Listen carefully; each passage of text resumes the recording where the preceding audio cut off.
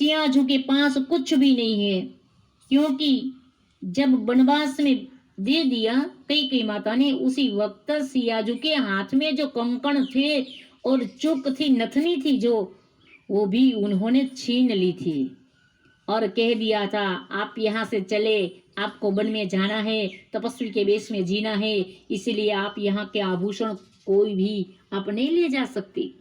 उसी वक्त कुलगुरु वशिष्ठ का जो धर्म पत्नी था अरुंधति माँ, उन्होंने सियाजू को सौभाग्य के चिन्ह रूप आभूषण दिए थे और सियाजी ने धारण किए थे।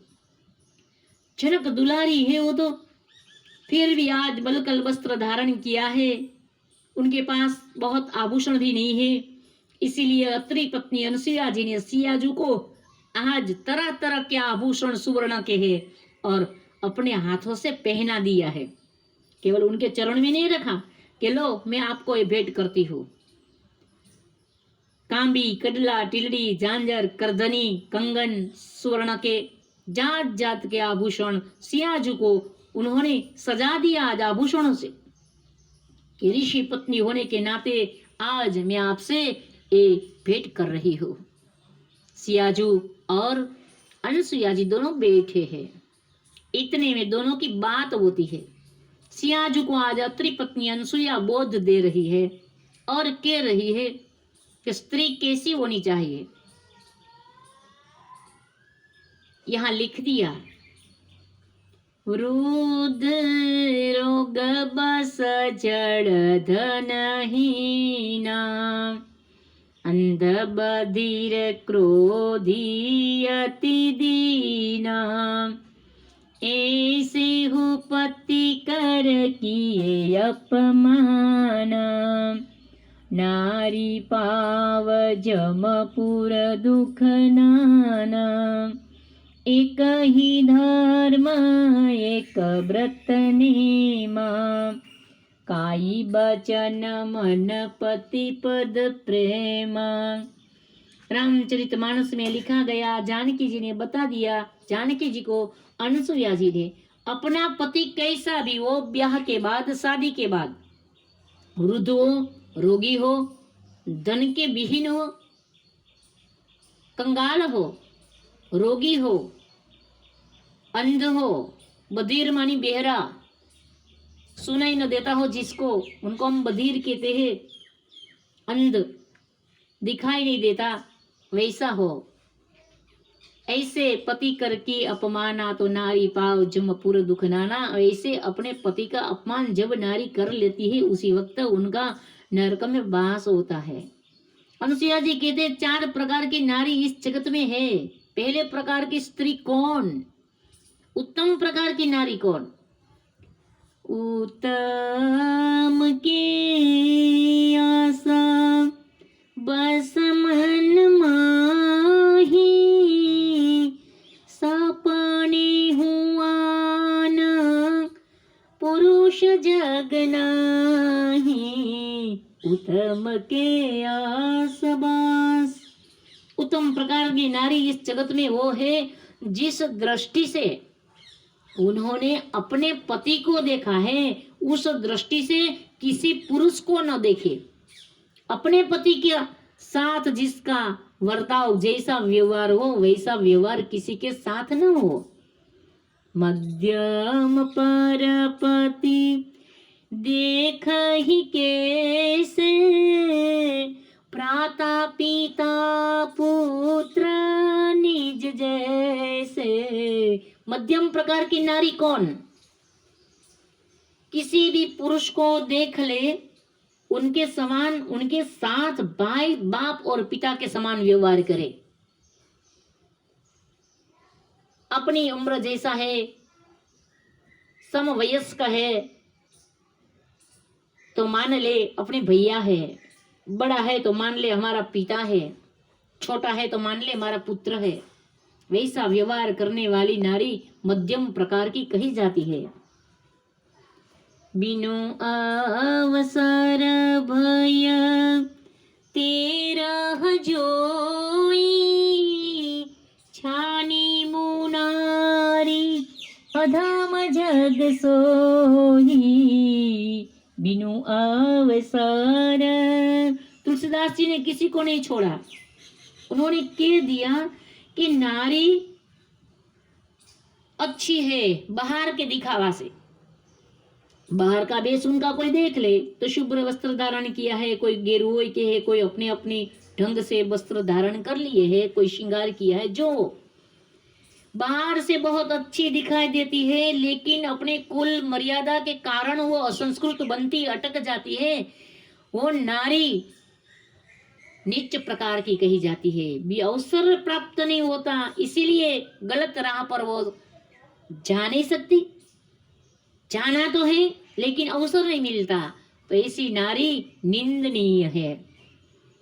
बिनु अवसर भयते रह जोई, जाने वो नारी अधम जगत सोही। अधम प्रकार की नारी वो है, अवसर प्रदान नहीं होता। बिगड़ना तो है उनको, लेकिन बिगड़ नहीं सकती अवसर के न मिलने से, तो ऐसी नारी निंदनीय है। रामचरितमानस में लिखा गया कि दर धर्म बिचारी समोजी कुल रही, सोनी कृष्ट त्रिय श्रुति अस कही। जो नारी धार्मिक है और अपना धर्म उनको मना करता है, डर लगता है कि मैं धार्मिक हूं, मैं गलत राह पर क्यों जाऊं, और धर्म के कारण वो बिगड़ती नहीं और रुक जाती है, ऐसी नारी सो निकृष्ट त्रिय श्रुति अस कही। श्रुति उनको नीच प्रकार की नारी बताते हैं। ये अच्छी बात नहीं है, क्योंकि उनका मन तो बिगड़ा हुआ है। धर्म के लिए वो रुक जाती है, मान लो रुक तो जाती है।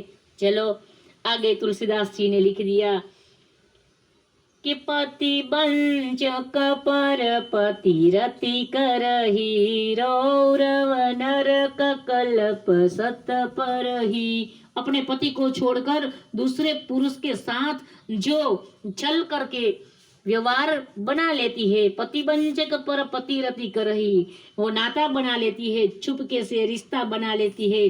तो तुलसी जी यहाँ रामचरितमानस में लिखते हैं, वो नारी का घोर नरक में वास होता है। अपने पति को छोड़ दे और दूसरी जगह चुपके से रिश्ता बना ले, ये बात अच्छी नहीं है, ऐसा तुलसीदास जी ने लिख दिया है यहाँ।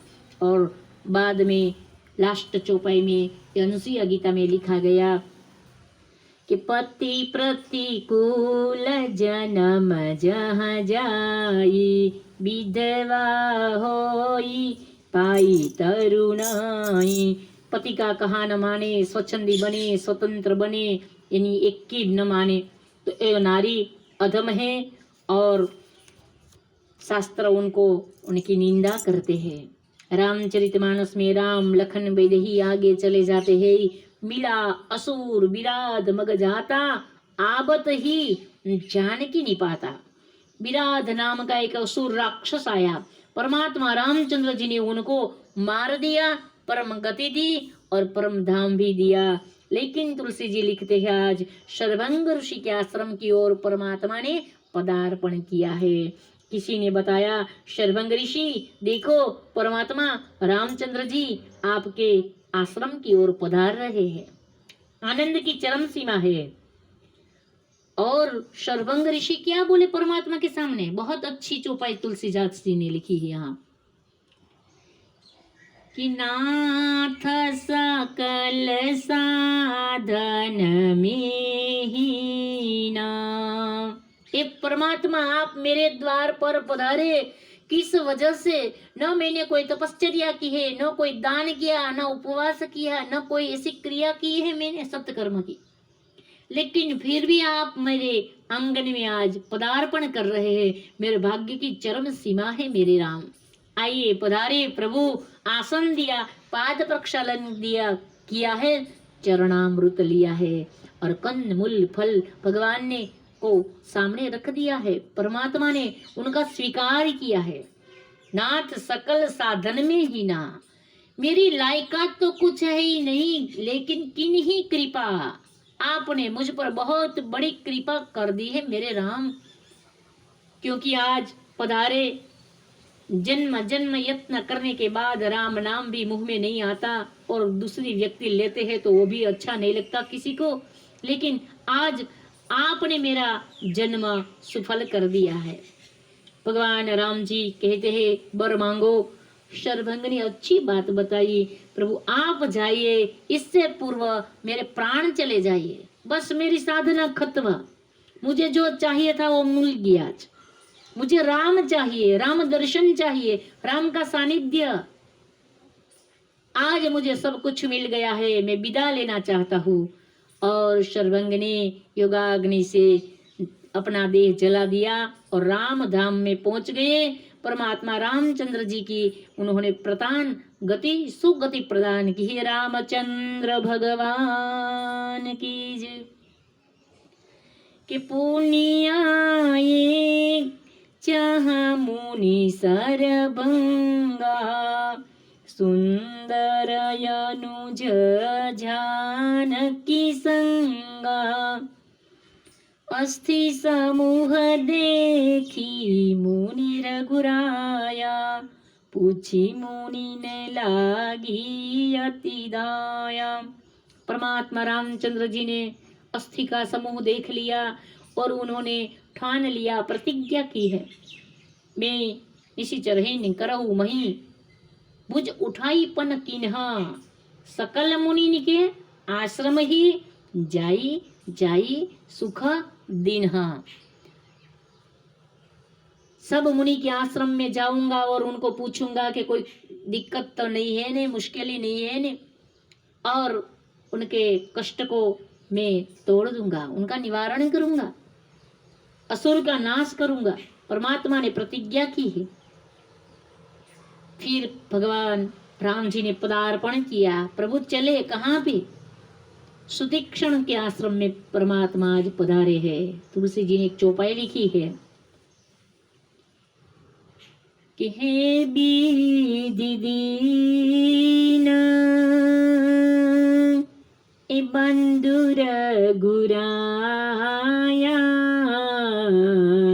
मोसे सठाना पर करी हिदाया, मोसे सठाना पर करी हिदाया, मोसे सठाना पर करी हिदाया।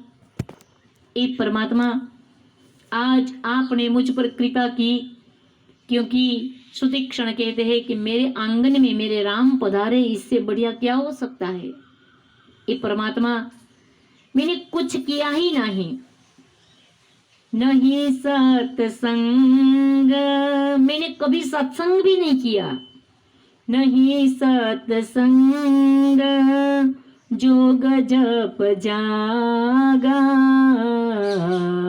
नहीं दृढ़ चरण कमल अनुरागा, नहीं दृढ़ चरण एक कमल अनुरागा, नहीं सत्संगन जोग जप जागा। हे मेरे राम, न तो मैंने कभी सत्संग किया है, न यज्ञ किया है, न जप किया है, न माला हाथ में ली है, न तो मुझ में इतनी भक्ति है, फिर भी आप मेरे द्वार आ गए। परमात्मा ने कह दिया